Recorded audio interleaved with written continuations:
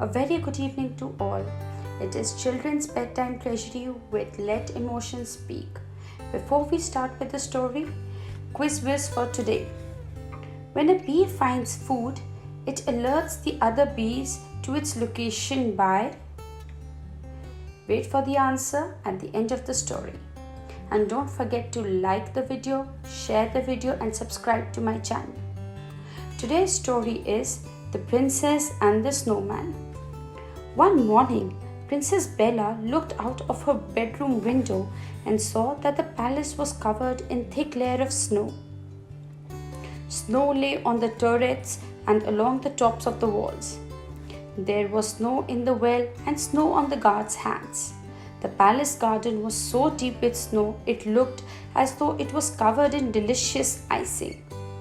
The snow looked fresh, inviting, and untouched, apart from a line of paw prints made by Bella's pet cat, Biu.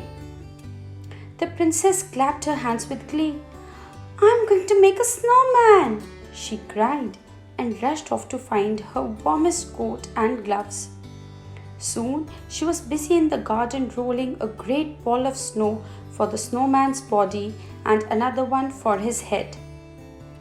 At last, the snowman was finished, and she put an old hat on his head and a scarf around his neck. "Now," thought Princess Bella, "he needs a face." Turning to Biu, she said, "Go and find the snowman a nose." "Meow," said Biu and trotted off. Bella found 3 lumps of coal and stuck them in a row on the snowman's head to make a mouth. Then she stuck a stone on each side of his head for ears. Biu came back with a piece of carrot in her mouth. "Well done, Biu," said Bella. "That's perfect for a nose." And she stuck the carrot in place. At that moment, there was a call from a palace window. "Bella, Bella, come inside at once. It's time for your lessons," called the queen. Bella ran indoors, and do you know, she forgot all about giving the snowman a pair of eyes. "I wonder when the princess will come and give me my eyes," thought the snowman wistfully. "I'd better keep my wits about me." He listened hard with his stone ears and sniffed with his carrot nose, but there was no one there. Night came and all the lights in the palace went out. In the middle of the night, a storm blew up. The windows of the palace rattled. The trees creaked and groaned, and the wind moaned.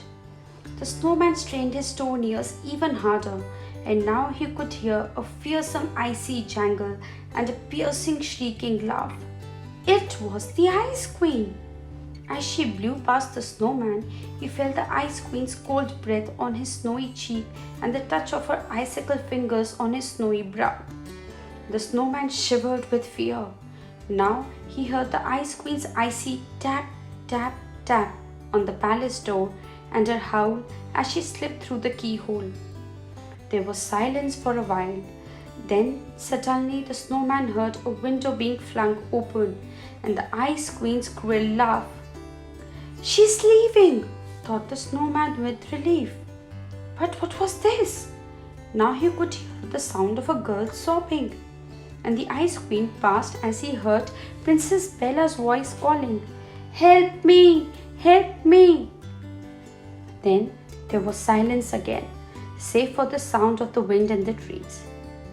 "She's carried off the princess," thought the snowman. "There's only one thing to do." He drew his breath with all his might. He shouted through his cold lips, "Help!" He thought to himself, "No one will hear my shouts above the noise of the wind." But soon a felt warm glow on his cheek. "Can I help?" said a soft, kindly voice. "I am the south wind, and I can see you are in trouble." The snowman could hardly believe his stone ears. "Oh yes, please help," he cried. "The Ice Queen has carried off Princess Bella, and I'm afraid she may die of cold." "I'll see what I can do," said the south wind gently, and she started to blow a warm wind. She blew, and soon the Ice Queen's icy arms began to melt. Then Bella was able to slip from her cold grasp.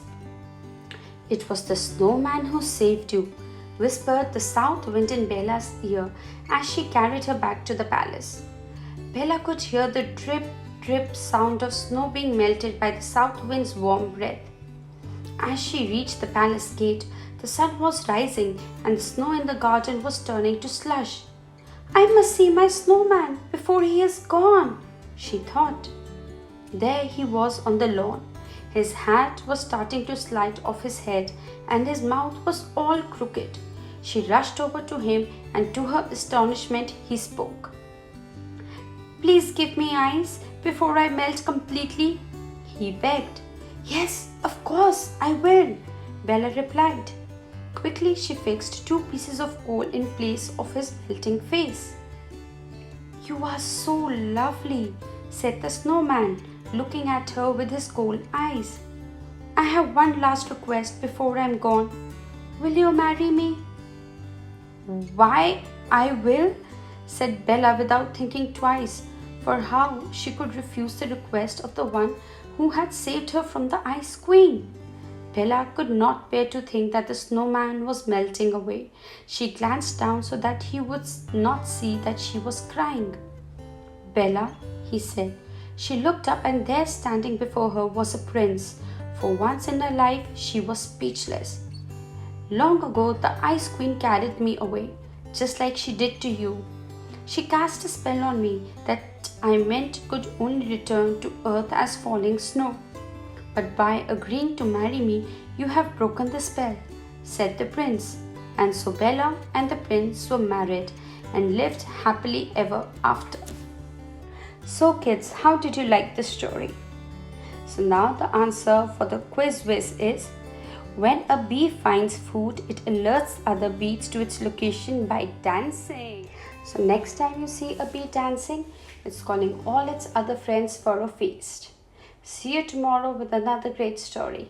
Good night.